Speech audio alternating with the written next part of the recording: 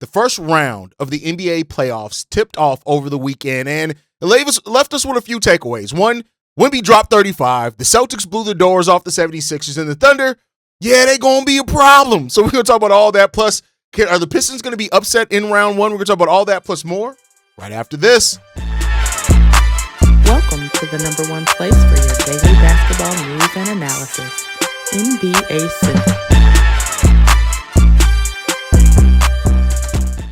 What's going on, basketball fans? Welcome to another episode of NBA Central, your number one spot for everything basketball related. I'm the host there, Haize, but more importantly, you guys can follow the channel at NBA Central Pod on every social media platform we happen to be on. With that said, let's go to get into this content today, y'all. In basketball, man, the first round of the playoffs, not playing, the first round of the playoff basketball happened, and we had some absolute slobber knocker games, some blowouts in regards to it as well. But one of the things that I want to talk about first is how Wemby looked in his first playoff game ever. Wemby joins Luka Doncic as the only players to score more points than minutes played in their first NBA playoff game. But Wemby's the first player to do that in a win at that. 35 points scored from Wemby in this game. When you look at it, you can combine Fox and Stephen Castle, who were the two second leading scorers on the Spurs, and they scored 1 point shy of what Wemby scored himself, going 13 of 21 from the field, only 5 rebounds, but 2 blocks and an assist in this game. But Wemby absolutely looked like a superstar from the moment he stepped on the court. And, you have players that end up becoming great playoff players, but, have some trouble in their first playoff series. Now, he is playing against the Portland Trail Blazers, who are also an inexperienced playoff team, a really young team themselves, and a team that went 42-40 over the course of the season. But Wemby said this after the game: "The first time I stepped on the court, even for warm-ups, I felt the atmosphere was different. Everybody was ready. The fans were ready. It's probably the most excitement I've seen this year in this arena. In terms of tactics, the sport aspect of it, it was different because we had more time to prepare," which is really good to say. His coach, Mitch Johnson, saying this: "I thought he was ready. There was an approach that we all had in terms of expectation on a heightened level of preparation, details, nuance, competitiveness, and physicality, everything. There's a real desire for that young man to participate in that. This was his first playoff game, and he has lofty expectations and goals for himself." Deni Avdija, for what it's worth, had a great playoff game as well. 30 points in that game, but the Spurs just came better prepared. They had better defense. They were more consistent in that. And unfortunately, Deni did not have the support that Wemby had.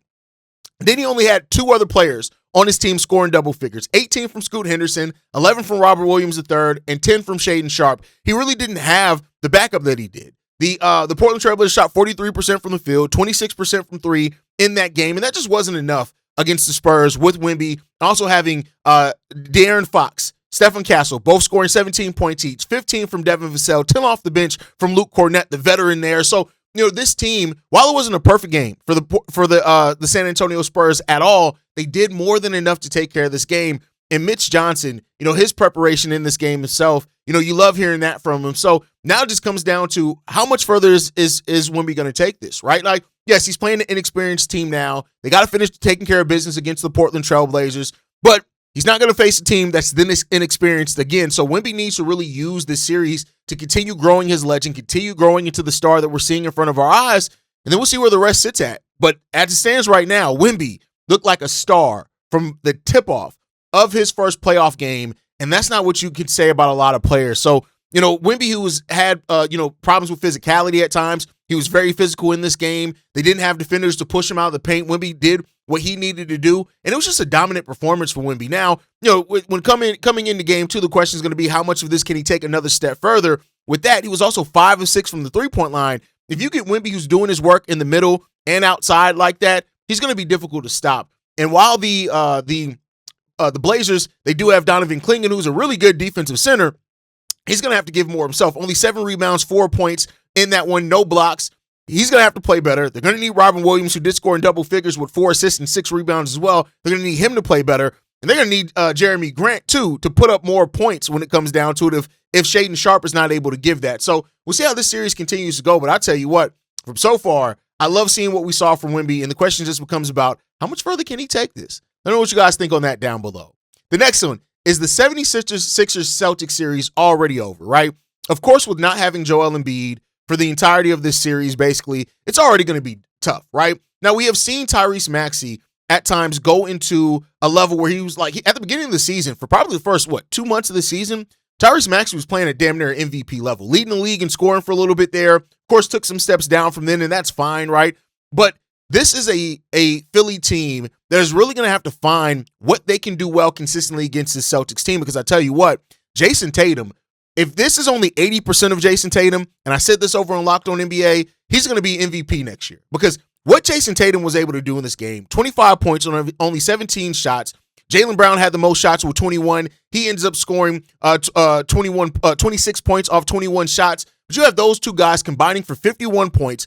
All your starters scoring in double figures as well. And Peyton Pritchard gave you another 12 off the bench.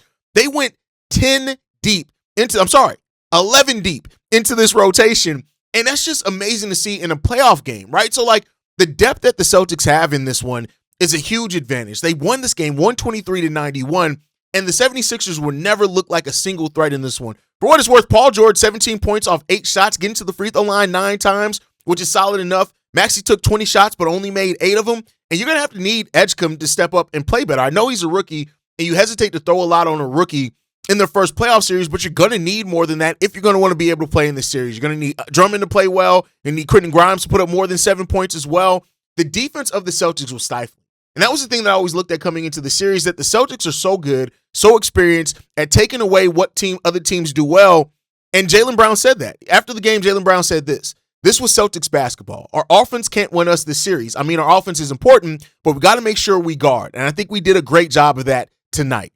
Love hearing that. He goes on to say this. The weird part about it is we kind of got some good looks. Maxey said, the weird part about it is we got some good looks. We just missed wide open threes, but the defense, we had a lot of defensive breakdowns, a lot of stuff that we went over that can't happen. So we'll see, right? With Joel Embiid recovering from the appendectomy that he had, right? He didn't travel with the team. We don't know how long he's going to be out exactly, but you're going to need players to step up and to play better if the 76ers are going to make this series interesting at all. Jason Tatum and what he did with 25 points, 11 rebounds, 7 assists is great. Jaylen Brown scoring 26 points as well. Like, that's just going to be difficult for any team to handle. And when you have a Jaylen Brown that's playing the way that he played, what are you going to do with it? Like, that's the question that comes down to. What are you really going to do with this team? And the 76ers are going to have to find an edge defensively, offensively, whatever they can to try to find their way back into this series to make it interesting if they want a chance to get this done. I never really gave the 76ers a chance to beat the Celtics, going to be honest with you. I think the Celtics, especially with how weak the Pistons look, which we'll get into in a second, they have a clear path to getting to at least the Eastern Conference Finals, if not further than that. But Nick Nurse and the 76ers are going to have to go back to the drawing board and really figure this shit the fuck out, because if they don't, not only will they get eliminated, they may get swept. Now, the 76ers are better than a lot of people gave them credit for this season. And even Paul George, playing well when he's been healthy, has been better than a lot of people gave them credit for. But if you want to be in this series and really have a chance to be in this, if you want any semblance of people thinking you can win this series, you have to win game 2. I don't think you can afford to lose game 2 and go back to Philly down 0-2. Like, that's too much for almost any team to get down to against this Celtics team with the way that they consistently play. And we're going to see if the 76ers can do that. Let me know down below, though. Do you give the 76ers any chance to get back into this game? Or do you, like me, and you think that this one may already be over before it really began? Let me know what you guys think on that part down below. With that said, the OKC Thunder put a statement in game 1 in their victory, a 35-point blowout victory of the Phoenix Suns. Now, listen, the Phoenix Suns have been a tough team this season. They've actually been a pretty damn fun team to watch, all things considered, if you just love basketball, right? But the Oklahoma City Thunder, for a title defending team that, slowed down at times this season, which, after a team wins a title, they understand how to pace themselves better. They became just the 3rd team in NBA history to open back-to-back postseasons with wins of a margin of 30 points or more. They did it last blowout win over the Memphis Grizzlies. They now join the Los Angeles Lakers of 1986 and 1987 to do that. Only teams to do that. And, the Thunder have already been a team that's beat teams by historic margins basically since last year, right? And I think now it just goes to show how much when you're playing against the OKC Thunder, you have to get something quality out of every single possession, because if those possessions stack up for you, it's going to be bad, right? It's going to be very bad. They forced the Phoenix Suns into turnovers. 19 of those turnovers they converted for 34 points. Went on a 34-2 advantage in points off turnovers. It's just like what the Thunder are able to do, living in the margins and doing so and thriving consistently. We've not seen a team be able to do that, right? You had Jalen Williams with 22 points, 7 rebounds, 6 assists in this one. MVP Shai Gilgeous-Alexander, 25 points, 7 assists. He only shot 5 of 18 from the field. So like you didn't even get the best version of Shai, the most efficient number of Shai. Devin Booker after the game said this. I'm sure those guys take the regular season game seriously, but they feel like this time of year, every time down, we can't turn it over. I think that fuels everything, fuels them, fuels the crowd, turns into a domino effect. And he's absolutely right. Like when you allow the Thunder to get into that type of rhythm, especially with scoring points off turnovers, it's going to be an absolute nightmare for the team that's on the other side of the ball against them.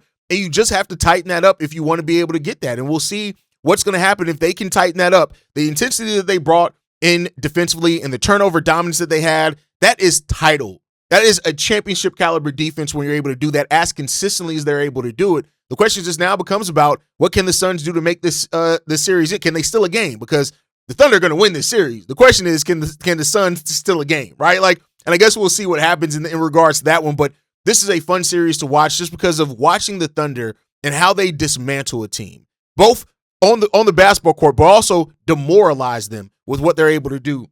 That's next level stuff. And they do that consistently. Let's see if they can continue to do it. But then we got to talk about the number one seed that disappointed, and that is the Detroit Pistons. The Detroit Pistons have been such a good and consistent team this season. One of the marks of a team that usually is able to have success in the postseason, especially with not only the record that they had as a number one seed, but be top 10 in offense and defense. And that's what the Detroit Pistons were able to do this season.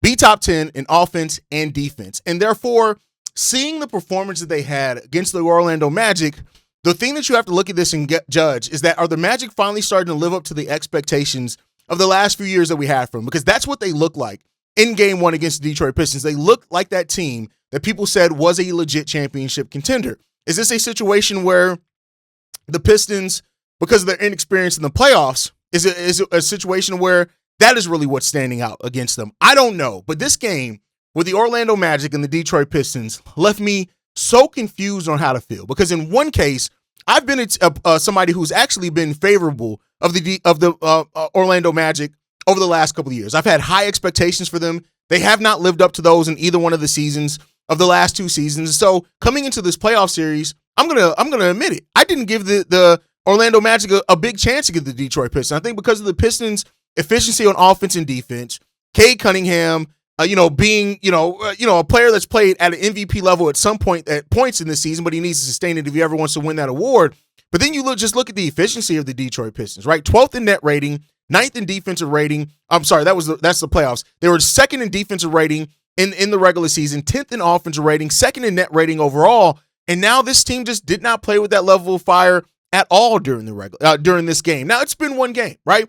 And the thing with the Detroit Pistons, and we've seen it with young teams before, is that with young teams, sometimes you got to understand the magnitude of the playoffs. You have to understand that playoff basketball is different than regular season basketball. And maybe that's what the Pistons didn't come into. The Magic, who have been in playoff series before, maybe they came in a little bit better prepared, right? You got Jamal Mosley, who by all reports may be a lame duck coach no matter what happens in this playoffs against them. But the Orlando Magic looked really, really good in this series. And the Detroit Pistons had they had a couple of quarters there. The first half, really, for the Detroit Pistons, they played like ass, to be frank. Now they tightened up as the game went on a little bit. But you have Paolo Banchero with 23 points, Franz with 19, 17 each from Wendell and Desmond Bane, 16 from Jalen Suggs. You only went 4 deep into your bench, so you played 9 players in total in this game. And the Detroit Pistons, despite 39 points from Cade Cunningham, who went 13 of 27 and 10 of 11 from the free throw line, they just did not take advantage of what was a really great game from Cade Cunningham for